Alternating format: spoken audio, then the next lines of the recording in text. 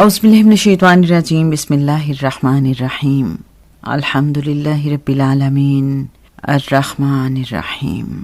اللہم صلی علی سیدنا و مولانا محمد النبی الامی وعلی آلہ و صحبہ و بارک وسلم۔ محترم خواتین و حضرات، السلام علیکم۔ حال سفر از فرشتہ عرش،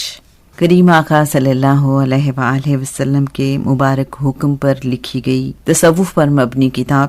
جس کے مصنف ہیں حضرت باغ حسین کمال رحمۃ اللہ علیہ۔ اس کی اب تک 12 ایپیسوڈز ہم آپ کے ساتھ شیئر کر چکے ہیں۔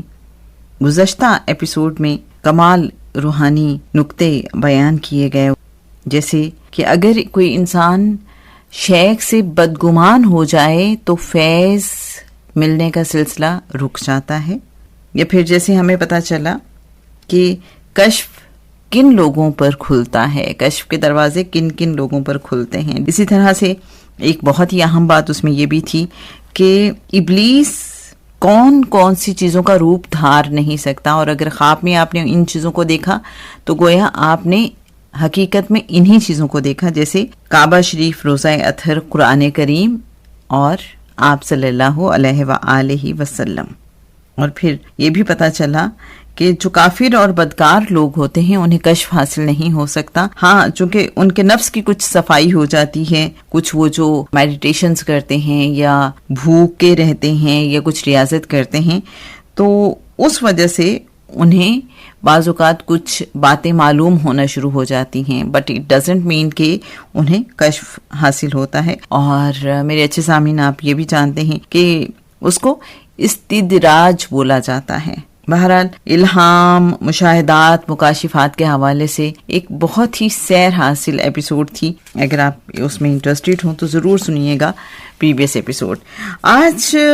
اسی سلسلے کو آگے بڑھاتے ہیں اور دیکھتے ہیں کہ حضرت باغ حسین کمال رحمۃ اللہ علیہ پیج 68 پہ کیا فرماتے ہیں۔ اب تک ہم پیج 68 تک پہنچ چکے ہیں جناب۔ حضرت باغ حسین کمال رحمۃ اللہ علیہ یہاں پہ اپنی جو صوفی سلسلہ ہے اس کے حوالے سے بتاتے ہیں۔ آپ فرماتے ہیں فقیر کا سلسلہ اویسیہ ہے، اور یہ سلسلہ اپنے اندر بے پناہ قوت کا حامل ہوتا ہے۔ یوں سمجھ لیجئے کہ اس سے منسلک سالک کو خوبی قسمت سے پیدل یا سائیکل پر سفر کرنے کے بجائے ہوائی جہاز کی سواری میسر آ جائے، اور بالائی منازل میں جہاز کی بجائے راکٹ سے منازل طے کرنے کی سبیل پیدا ہو جائے۔ مجھے اپنے والد صاحب نے ظاہری طور پر سلسلہ قادریہ و قلندریہ کی نسبت عطا کی تھی۔ مزید برآں میرے ظاہری شیخ حضرت مولانا علی یار خان رحمۃ اللہ علیہ ہیں کہ ان کا سلسلہ بھی اویسیہ تھا، اور وہ اپنے ظاہری شیخ حضرت مولانا عبد الرحیم رحمۃ اللہ علیہ ساکن لنگر مخدوم سے تربیت پانے کے بعد بہت سے مشائخ اہل برزخ سے روحانی طور پر کسب فیض کرتے ہوئے حضور صلی اللہ علیہ وآلہ وسلم سے مستفیض ہوئے تھے۔ اسی طرح حضرت شیخ رحمۃ اللہ علیہ کے وصال کے بعد راقم کو بھی حضور صلی اللہ علیہ وآلہ وسلم کے جوتوں کے صدقے بہت سے انبیاء کرام علیہم السلام،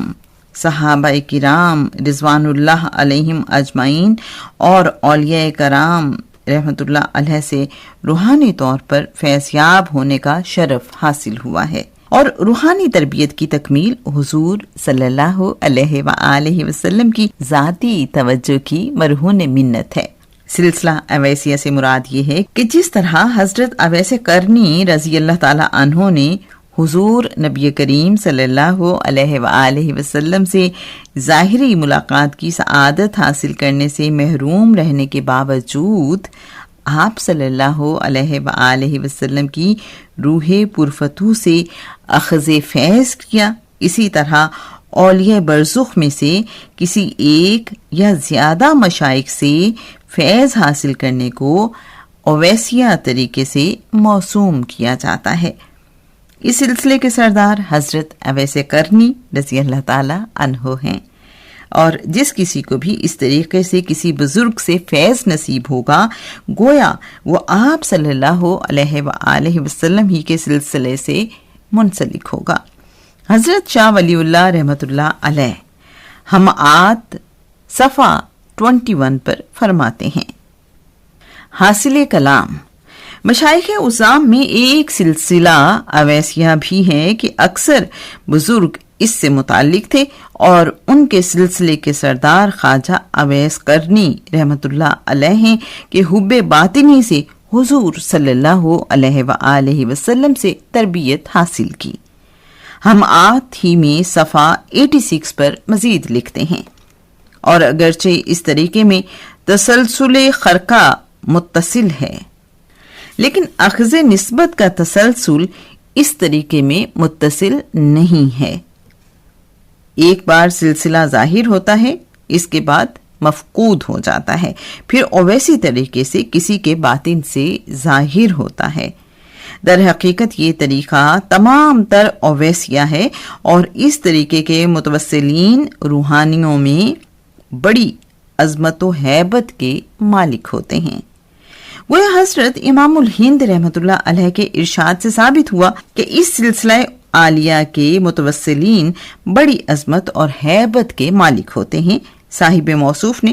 اپنی روحانی بیت کا حال الانتباہ فی سلاسل اولیاء اللہ میں یوں درج کیا ہے۔ حضور صلی اللہ علیہ وآلہ وسلم نے مسکراتے ہوئے مراقبے سے سر مبارک اٹھایا اور اپنے دونوں مبارک ہاتھوں سے میری طرف مصافے اور بیت کا اشارہ فرمایا۔ یہ فقیر اٹھا اور اپنے دونوں زانوں حضور صلی اللہ علیہ وآلہ وسلم کے زانوؤں کے ساتھ ملائے، اور اپنے دونوں ہاتھ حضور صلی اللہ علیہ وآلہ وسلم کے مبارک ہاتھوں کے درمیان رکھے اور بیعت کی۔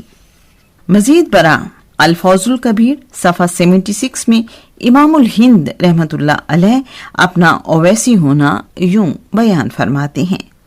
اگر سچ پوچھو تو میں تعلیم قرآن میں اویسی ہوں کہ میں نے روح رسول کریم صلی اللہ علیہ وآلہ وسلم سے بلا واسطہ قرآن مجید پڑھا، جیسے فیض باطن حاصل کیا۔ مزید برآں القول الجمیل میں اپنے والد ماجد حضرت شاہ عبد الرحیم کے متعلق لکھتے ہیں: مصنف کے والد بزرگوار نے باطنی طور پر بذریعہ خواب بھی حضور اکرم صلی اللہ علیہ وآلہ وسلم سے استفاضہ اور بیعت حاصل کی ہے، اور حضور صلی اللہ علیہ وآلہ وسلم نے آپ کو نفی اثبات کی تعلیم دی، نیز حضرت زکریا علیہ السلام سے بھی ادب آموزی کا شرف حاصل ہے کہ انہوں نے اسم ذات کی تعلیم فرمائی تھی۔ اس کے علاوہ آئمہ طریقت کی ارواح سے بھی آپ نے اکتساب فیض فرمایا ہے، جن میں شیخ عبد القادر جیلانی رحمت اللہ علیہ، خواجہ بہاؤالدین نقشبند رحمت اللہ علیہ، خواجہ معین الدین چشتی رحمت اللہ علیہ جیسی ہستیاں شامل ہیں۔ ان کو آپ رحمت اللہ علیہ نے خواب میں دیکھا اور ان سے اجازت حاصل فرمائی۔ حضرت مجدد الافسانی رحمت اللہ علیہ اویسیہ کے بارے میں دفتر سوم کے مکتوب 121 میں یوں ارشاد فرماتے ہیں: مخدوم اویسی کہنے کا مطلب ظاہری پیری سے انکار نہیں ہے، کیونکہ اویسی وہ شخص ہے جس کی تربیت میں روحانیوں کو دخل ہو۔ حضرت خواجہ احرار رحمت اللہ علیہ باوجود ظاہری پیر کے، چونکہ حضرت خواجہ نقشبند رحمت اللہ علیہ سے امداد پاتے تھے، لہذا اپنے آپ کو اویسی کہتے تھے۔ اپنے بارے میں دفتر سوم ہی کے مکتوب 87 میں لکھتے ہیں: میں اللہ تعالیٰ کا مرید بھی ہوں اور اللہ تعالیٰ کا مراد بھی۔ میری ارادت کا سلسلہ بلا واسطہ اللہ تعالیٰ سے متصل ہے، اور میرا ہاتھ اللہ تعالیٰ کے ہاتھ کے قائم مقام ہے،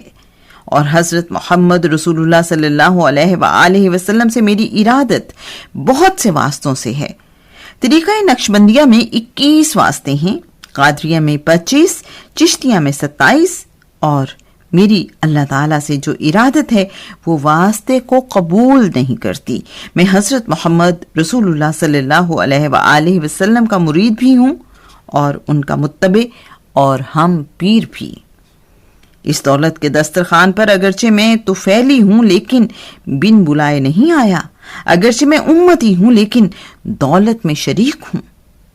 اگرچہ میں اویسی ہوں لیکن میں اپنا حاضر ناظر مربی رکھتا ہوں، اگرچہ طریقہ نقش بندیہ میں میرا پیر عبد الباقی رحمت اللہ علیہ ہے لیکن میری تربیت کا کفیل خود اللہ باقی ہے۔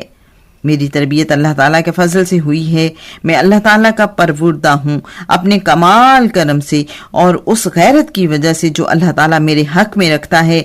جائز نہیں رکھا ہے کہ میری تربیت میں کسی دوسرے کے فعل کا کوئی دخل ہو یا اس معنی میں دوسروں کی طرف متوجہ ہوں۔ میں اللہ تعالیٰ کا پروردہ ہوں اور اللہ تعالیٰ کے فضل و کرم لا متناہی کا مجتبی۔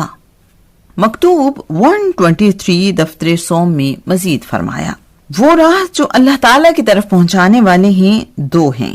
ایک وہ راہ ہے جو قرب نبوت سے تعلق رکھتی ہے، اصل تک پہنچانے والی ہے، اس راہ سے واصل ہونے والے اصل میں تو انبیاء ہیں اور ان کے صحابہ کرام رضی اللہ عنہم، اور باقی امتیوں میں سے جس کو بھی اس دولت سے نوازی،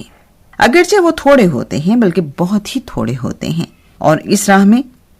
توسط اور ہیلولا نہیں۔ جو بھی ان واصلین میں سے فیض حاصل کرتا ہے وہ بغیر کسی وسیلے کے اصل سے حاصل کرتا ہے اور کوئی بھی دوسرے کی راہ میں حائل نہیں ہوتا، اور ایک وہ جو قرب ولایت سے تعلق رکھتی ہے، اقطاب و اوتاد اور تمام اولیاء اسی راہ سے واصل ہیں اور راہ سلوک اسی سے عبارت ہے، اور اس راہ میں ہیلولا اور توسط ثابت ہے۔ سامعین محترم، آج کے لیے بس اتنا ہی۔ سلسلہ اویسیہ کے بارے میں نہ صرف ہم نے جانا سمجھا بلکہ ایک بہت ہی اہم بات بھی آج کے ایپیسوڈ میں بیان ہوئی کہ آقا صلی اللہ علیہ وآلہ وسلم سے روحانی فیض کیسے حاصل کیا جاتا ہے۔ اس کے علاوہ روحانی بیعت کی بھی بات ہوئی، حضرت اویس قرنی رضی اللہ تعالیٰ عنہ سے روحانی فیض حاصل کرنے کی بات ہوئی، اور سب سے بڑی بات جو امام الہند کے حوالے سے حضرت باغ حسین کمال رحمۃ اللہ علیہ نے بات کوٹ کی کہ کہتے ہیں میں اللہ کا مرید بھی ہوں اور مراد بھی، اور پھر دو راستے انہوں نے بیان کیے ہیں جو اللہ کی طرف لے کے جاتے ہیں۔ مزید ڈیٹیل جاننے کے لیے ہمارے ساتھ رہیے، سنتے رہیے حال سفر از فرش تا عرش۔ اللہم صلی علی سیدنا و مولانا محمد النبی الامی الکریم وعلی آلہ و صحبہ وبارک وسلم۔ السلام علیکم ورحمۃ اللہ وبرکاتہ۔